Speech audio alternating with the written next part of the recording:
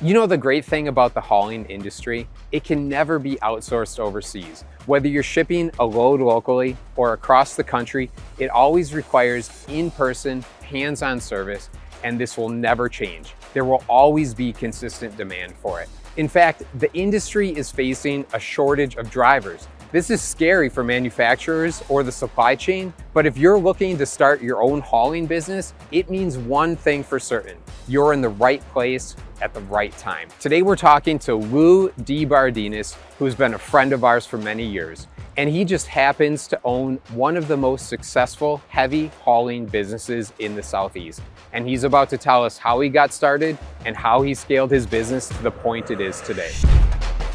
If you can find somebody else to work with you and you can run that truck around the clock, you can double your gross income if you can find a night job to work that truck on and hire a driver to put it in at night. Gotcha. Like the truck costs you the same amount per day, Sure. whether it runs for 12 hours or 24 hours. You know, and the biggest thing, like when I got started was, if somebody like, hey, can you do this? Like the answer was yes, and I'm gonna figure out how to do it. Right. When they want it, do it the right way. 10 years ago, 400 or 500 grand a year with 2 trucks Okay. was like, a huge deal. Now, $70 million is an average year. Oh, wow. Alex was telling me that he filmed some footage of a recent project that you guys did. Can you tell me a little bit about what that is? So we were moving a foundation crew the other day. Okay. We were down there loading up the drill and then all the miscellaneous job site materials, 4 or 5 truckloads. So for people that aren't familiar with what heavy hauling is, what are the services that you guys offer? We offer everything from route planning and route feasibility, project management. Like, somebody can call us and say, hey, this is what we're doing. Then we can take over the whole project turnkey and say, hey, this is not feasible to move this piece, or it needs to be broken down to this dimension. But we do everything from planning all the way to executing the work and everything in between. So we've got our in-house pilot cars and escort trucks. We got service trucks. We have, we can do hot shot loads, small stuff here and there. It's like, Sure. One of our customers that's in the foundation business, if they need break a drill head or a Kelly bar and they need it right now, we can send an expedited truck to go, get the part, bring it directly to them so they have the least amount of downtime. Okay. And we can move the biggest stuff they have. So Nice. we cover a broad spectrum for people who appreciate, that right now service. Yeah. So is there a typical client or type of client that you work for, or will you haul anything, that kind of fits the equipment that you have? For the most part, we're going to make money. Sure. We'll haul whatever pays the bills. But we're not looking like every CFD client that comes along. Not everyone may necessarily be a good fit for us. We've got a handful of clients who we work with every day, and they're happy to pay a bit extra for a better service because they know in the long run, it's going to save them money, that their equipment's not getting damaged, it's getting there on time, their downtime's reduced. If say you have a crew sitting around with 10 guys and you have 1 or 2 trucks that show up an hour or 2 late, you have that whole crew sitting around twiddling their thumbs. Yeah. What's that cost versus, okay, it's like, hey, we saved $15 an hour by using this guy. We could have spent $15 an hour more. Yep. And got somebody who's going to show up and be reliable. For sure. So, we want to work with the guys that we work with every day, keep them moving. Nice. When the conversation starts off and it's somebody that you meet the first time and they're looking for a discount or a cheap rate right off the bat, it's like, I kind of know right then and there, like, hey man, this is not the customer that we want. Yeah. And, not that we charge exorbitant amount of money, but, everyone has multiple options, You can get a Timex, or you can get a Rolex. Yeah. It's just, you got to find out what fits your budget and what your standards are and how you want to operate. For sure.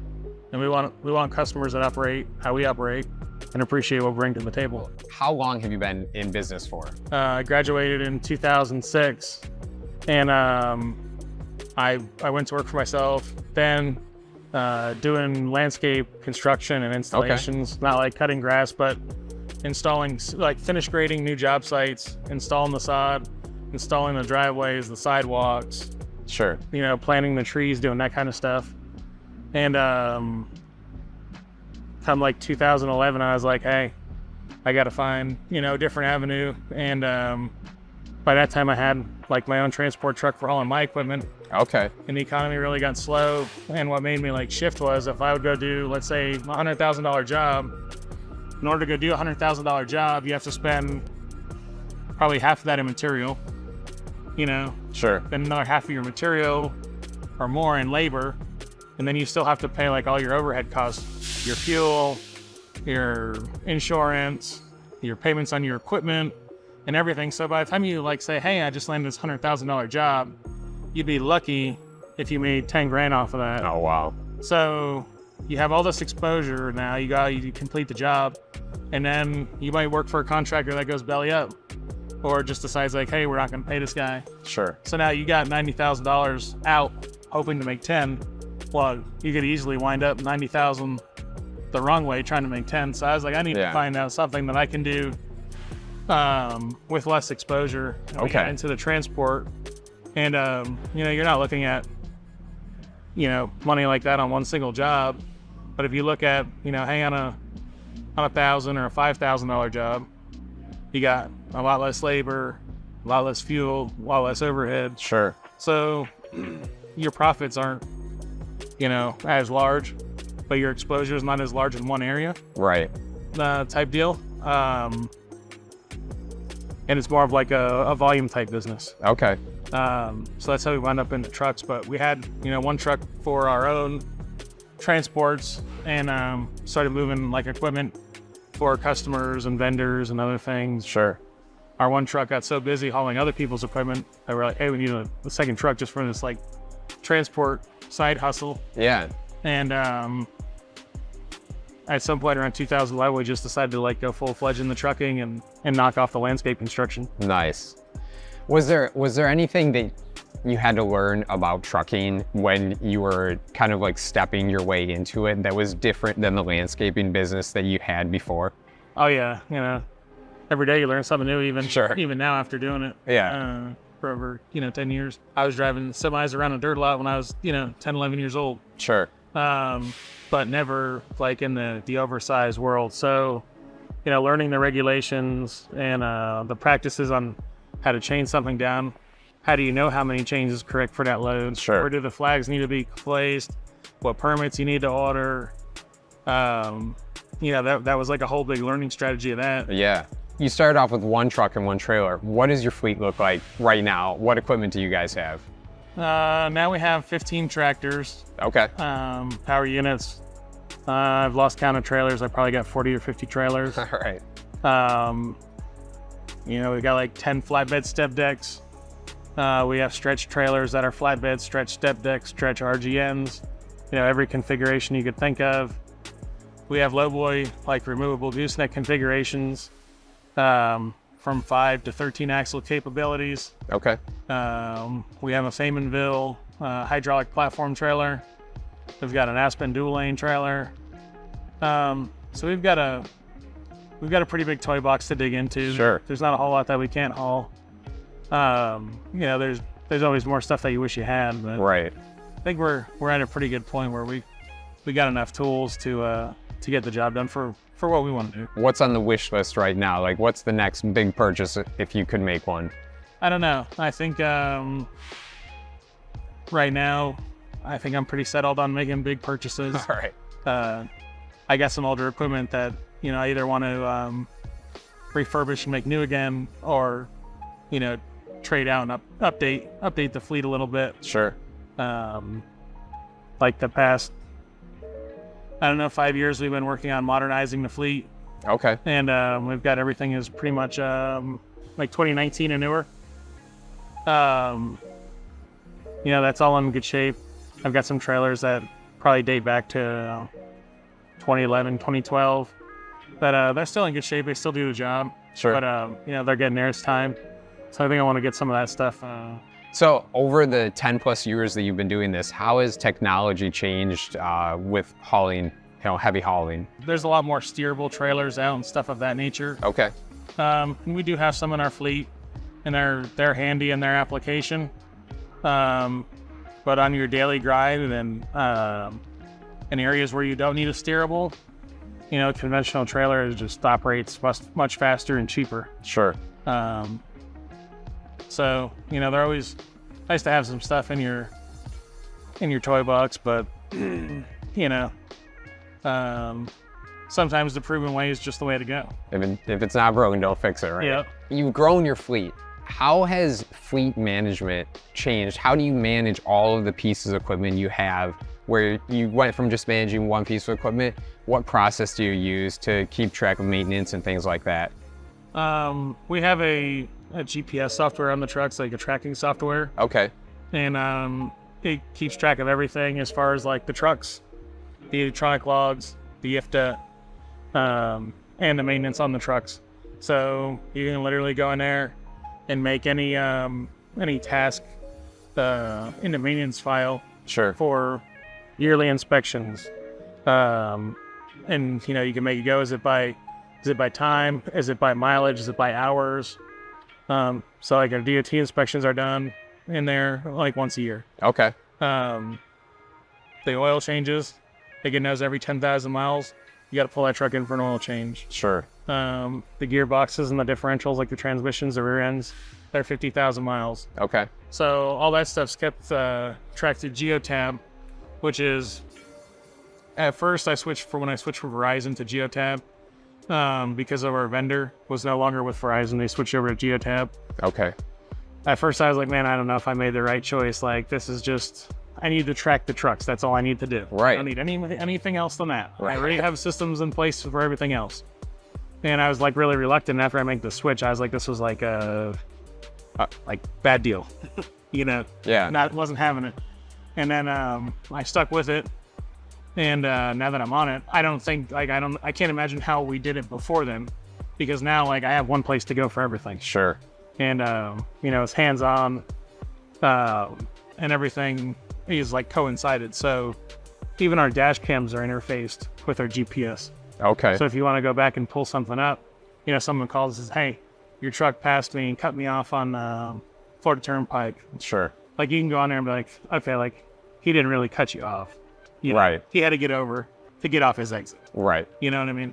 But you can go and see on the map where it happened on the map. Okay. You can watch the video. You can see the speed of the truck, what happened. So how many employees do you currently have working here? I think we have, it fluctuates, but usually around 20 people. Okay. And we've seen your team in action, and they seem like a pretty amazing team. How did you attract and build that team, to work for you? When people from the outside, whether they're a driver or a customer, they see the trucks, they see how we operate. Sometimes we'll have a bunch of great Landau 7/8 axle drivers apply. Okay. But we need someone to run a big trailer, and we don't have an applicant for that. So we're going to have to, look for that guy. Sure. And, sometimes they're looking for somebody to work in a shop as a welder or mechanic or as a groundskeeper. Sure.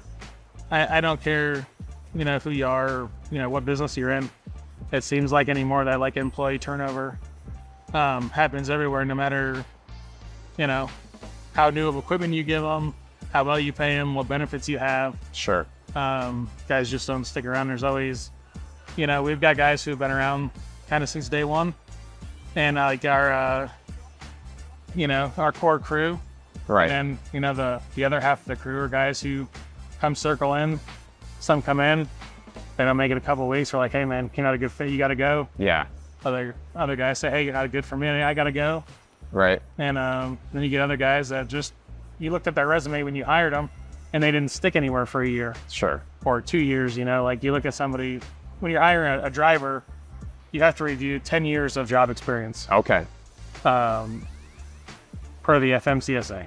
Okay. So you're looking at 10 previous years of job history, and some guys, it's like flipping through the dictionary. You're like, man, is this guy for real? Yeah. And, some of those guys we won't even hire just because they've been so many places. It's like, why would we invest our time and energy into this guy or this candidate? They're not going to stick around. Sure. You know, what sense is that? Because by the time you hire somebody, even if they have experience in the industry, and you train them for 2 or 3 weeks to get them to do it our way, as far as like, you know, we're going to fuel the trucks every night. This is how you report your IFTA. This is how you report your fuel. This is what we expect from you. This is our start time. And you get them like, you know, get them, you know, in our routine, and they're around like a couple months and they leave. It's like, all that was wasted. Yeah. And not only the time and money, but the energy of the guys who trained them. You know, they're frustrated. Yep. Does it feel like recently that the work ethic of people that you've seen come in has been less than over the 10 years that, you know, you've been doing this, 10 plus years? Or is that kind of been consistent? You know, you got a group of guys who are old school that like, they don't jump jobs. They're in for the long haul. And they've already found somewhere to go. And then you have the newer generation that doesn't really have that mentality. You know, they get on the phone with their buddies. Oh, I'm making this much over here. You know, or I'm getting this, or, you know, it's so good over here. Like when you start a new job, everything's, you know, unicorns and rainbows. Right. But eventually it becomes work. Yeah. So if every time you give up or you throw in the towel or you're looking for something else, when the going starts getting tough, then like, what are you gonna do? Like, you have to make a career. You stick around somewhere. Yeah. You know, that's gonna get appreciated. Eventually you'll wind up in a management role or move up in rank and be taken care of. Like if you keep constantly jumping career paths with different companies every 2 years, even though you think like you're moving up the ladder, you're moving, you know. Yeah. You're just moving down the line. You're not getting yourself anywhere. So I think if we could like get that instilled in today's workforce, to just put in the time. It's not every day is going to be a good day. You know, unfortunately, it's work. That's why we get paid to come here. Yeah. You know, if we didn't get a paycheck at the end of the week, we'd be hanging out. Right. So you've got a good crew, you've got good equipment.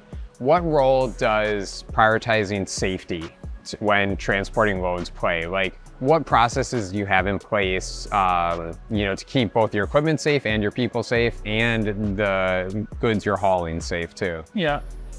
So safety is like always top priority. A friend of mine, Dave from Canada, he was on a TikTok video and like he made something that like just totally stuck with me. Okay. And he's like, no matter what you're hauling, there's not a red cross on the side of it. So nobody's gonna die if it doesn't get there, you know, on time. Right. Don't let anybody rush you. You know, if it takes like an hour or two longer or an extra day, as long as you did it safely, did it the right way,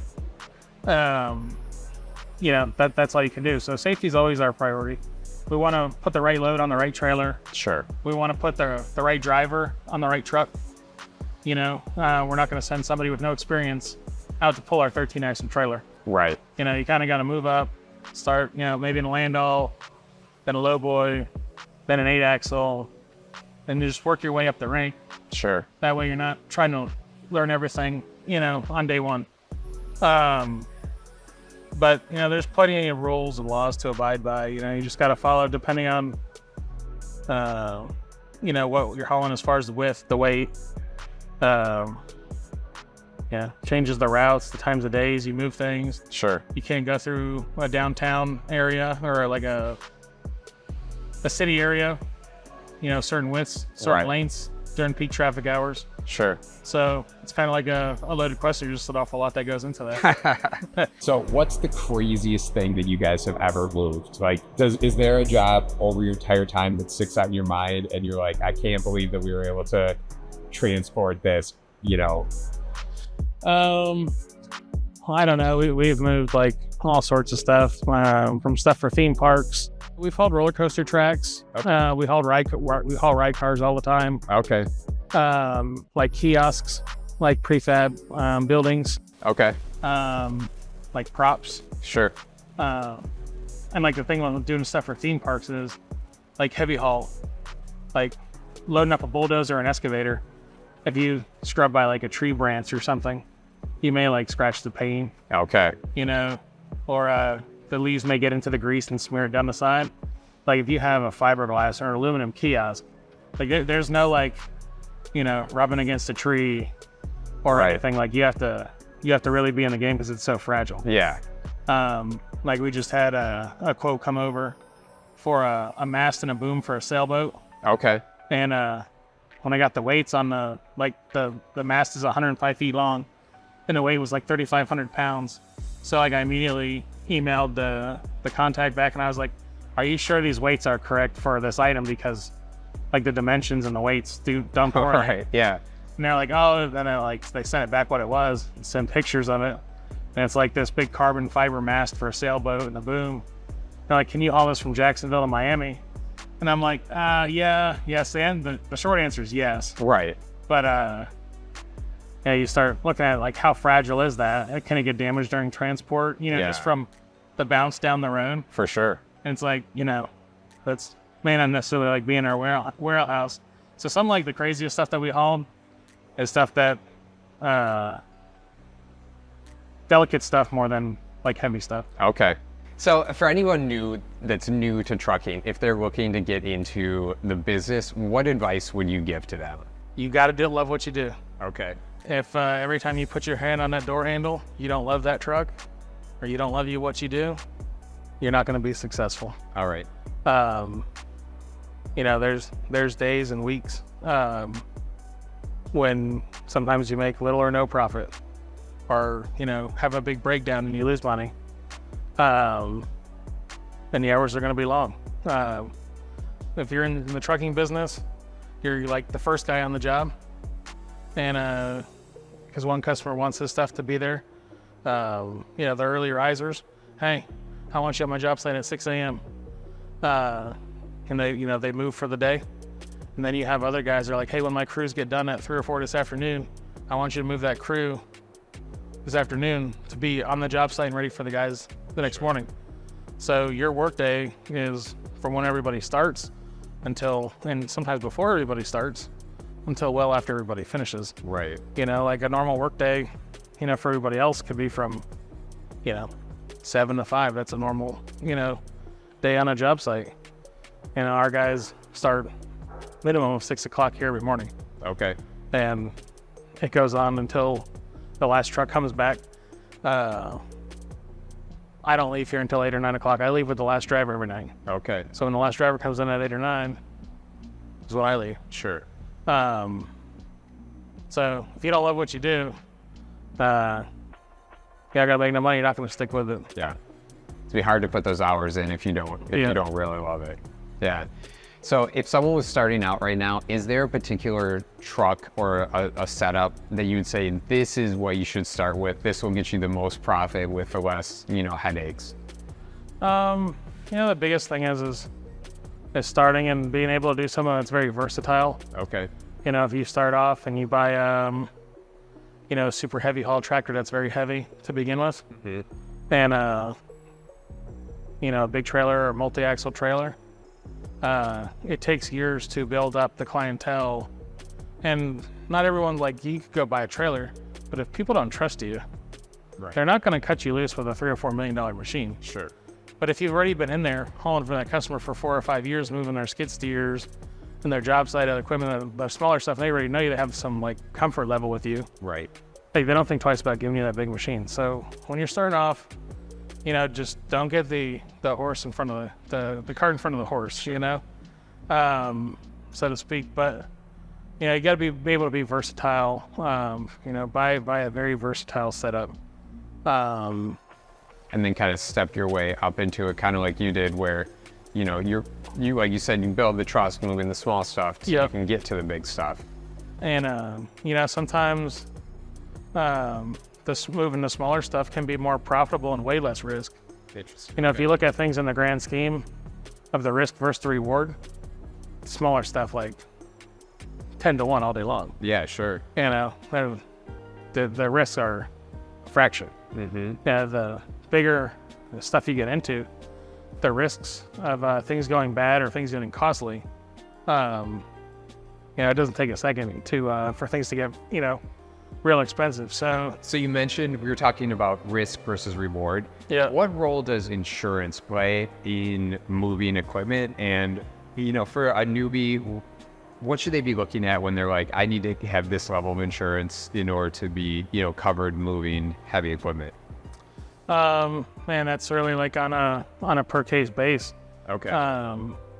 You definitely want to make sure that you have an insurance agent that knows your business, your core. All right. And not just anybody who will write the coverage on your truck in the cheapest option, because one wrong move, and that's the difference between having a claim and like an insurance claim, and having like a claim against you and like, hey, we're coming after you personally. Sure. Because your insurance didn't cover this because you didn't have the right coverage. Right. And like being put out of business. So, everything is all in the details. As far as that goes, whatever the most expensive thing you're hauling, you want to make sure that, it's covered. Things that you'll find out along the way is, like just for instance, in trucking, cargo insurance insures the cargo when it's on your truck. Okay. But if you damage the cargo loading or unloading it, it's really not covered by cargo insurance because it's not loaded and secured on the truck. It's not cargo at that point. So you got to have some sort of like riggers and general liability policy and an umbrella, kind of like to cover everything because, say you roll over a $3 or $4 million machinery, getting it loaded onto your trailer cannot be covered by your cargo. Sure. When you're getting into business and you're first getting started and you don't know, you can't be embarrassed to ask questions. Like, there's no such thing as a stupid question. Right. Like, I'd rather look stupid right now instead of looking stupid with my hands full in a bad situation. Right.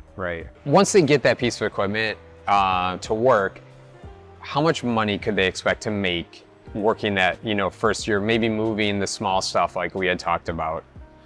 And it's really all on you. If you can find somebody else to work with you and you can run that truck around the clock, you can double your gross income if you can find a night job to work that truck on and hire a driver to put it in at night. Gotcha. Like, the truck costs you the same amount per day. Sure. Whether it runs for 12 hours or 24 hours. Can't legally run for 24 hours. Nobody could do it for days on end. You're gonna get burned out even if you get away with it. Right. So if you can find like some night work, when I got started, I had a few contractors that I found that worked at night, doing like the overhead signs across the tollways. Oh, okay. So I found out like, hey, I had a guy who can go out and work with those guys at night, and then I work during the day, or vice versa. And because your insurance costs you the same, your truck payment costs you the same. Sure. So you already have like those given costs that you're paying. So you can like make the ceiling's like the limit. Right. Right. But if you get up and you go to work every day, a good day is $1,500, $2,000 a day. Okay. And the biggest thing, like when I got started was, if somebody like, hey, can you do this? Like the answer was yes. And I'm going to figure out how to do it. Right. When they want it, do it the right way. I had customers call me, hey Lou, I'm in a bind. I need, I had a roll-off truck at the time. I'm over here at SeaWorld.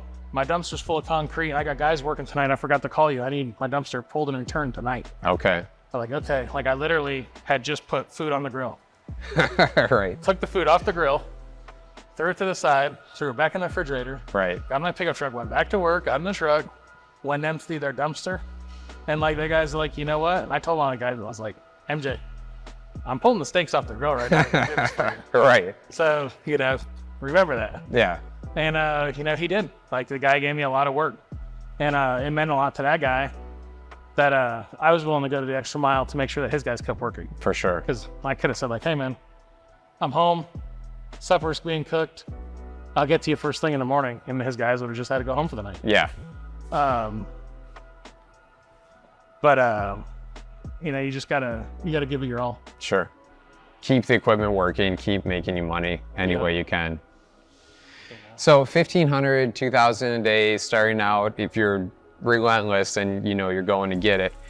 After, a couple years and, you have some clients, things like that, can you give us a ballpark of what, maybe someone that owns their own equipment will be making after a couple years in the business?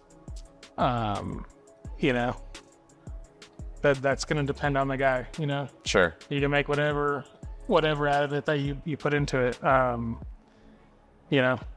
10 years ago, 400 or 500 grand a year with 2 trucks Okay. was like, a huge deal.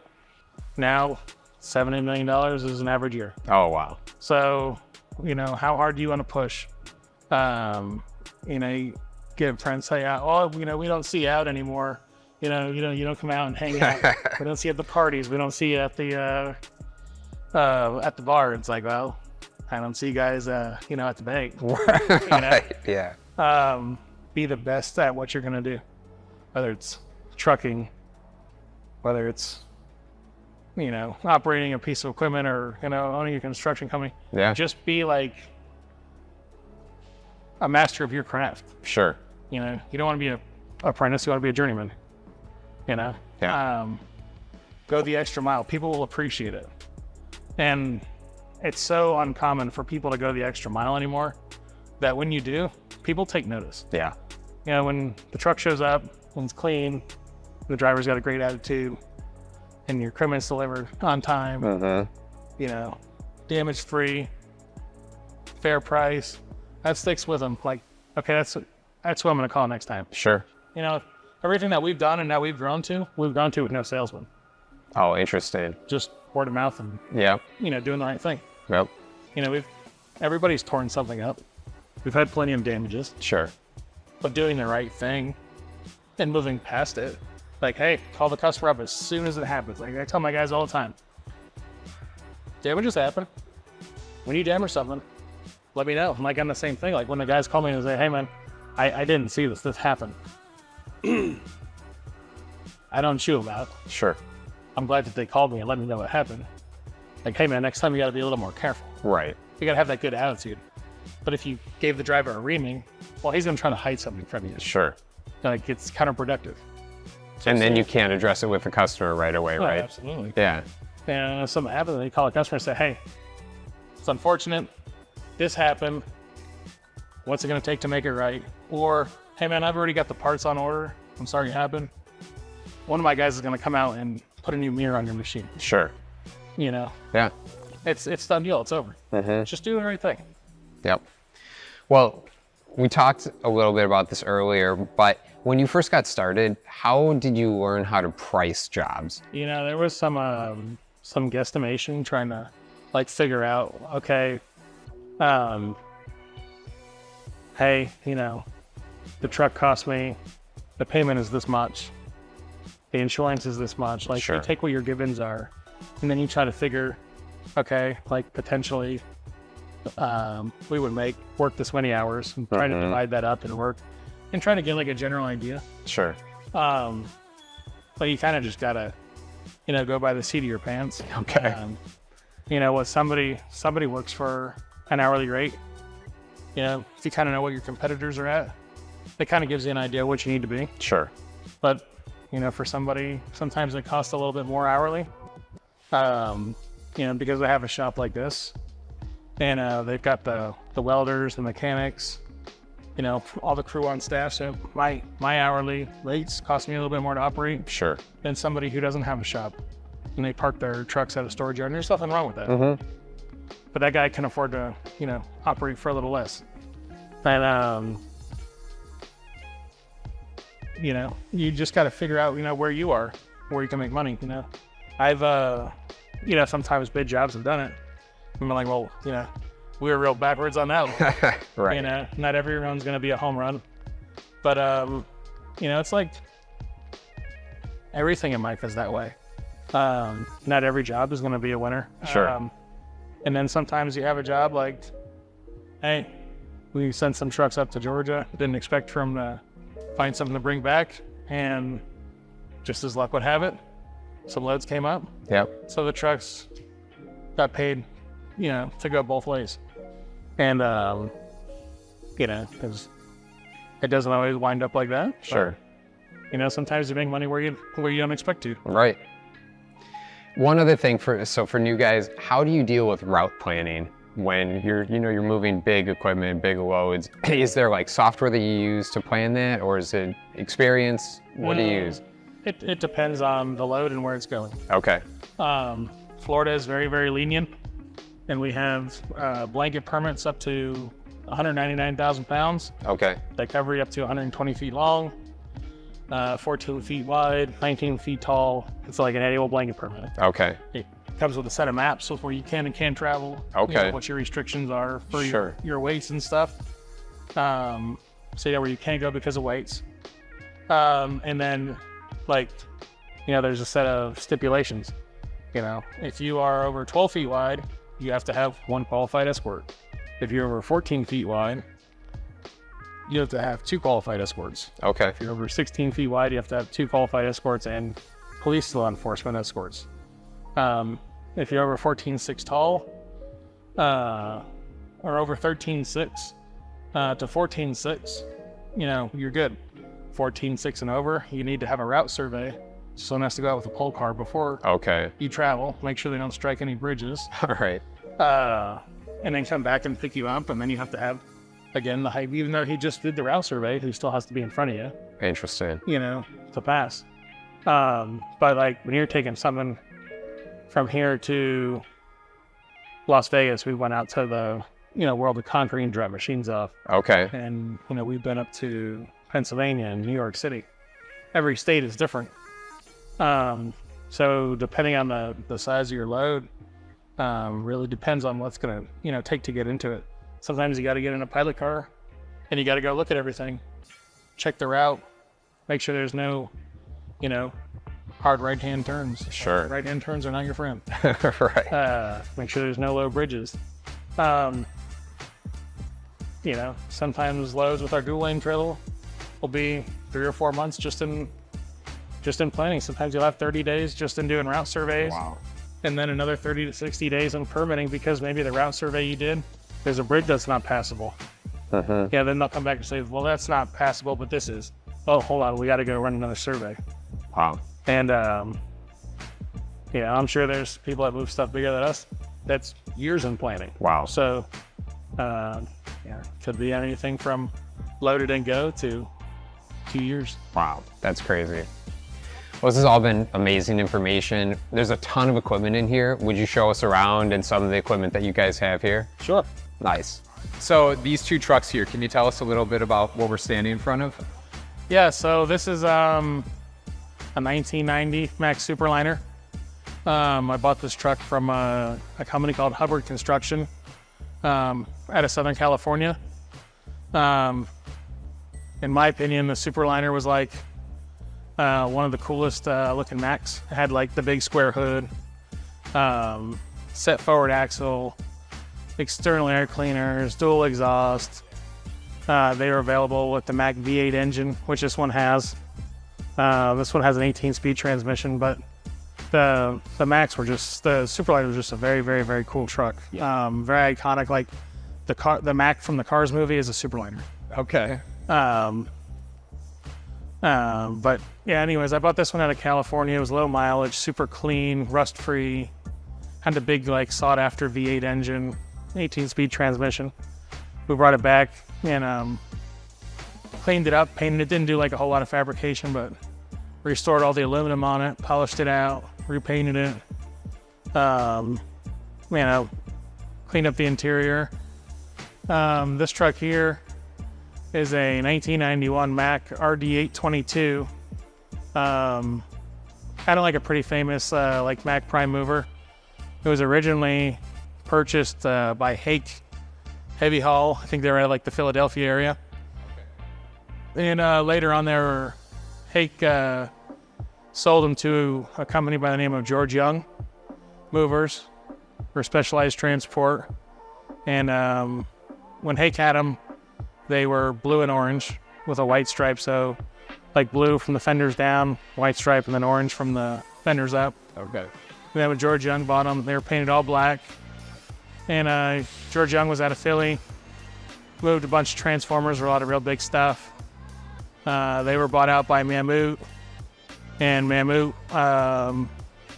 their business model is a lot of late model and new equipment. They didn't fit the Mammut fleet, and they were up for sale. There's a pair of them, and I should have bought both of them, but I bought this one. Totally restored it. It was in very good shape when we got it, but we built all the decking and the fenders on it. mounted a fifth wheel. This truck also has that like iconic Mack E9 V8 engine, big power plant, 500 horsepower. Has an 18-speed transmission and a 2-speed auxiliary transmission behind it for like an extra low gear. Just a beast of a truck. There's like not much that you could hook to this truck that it would tell you no to.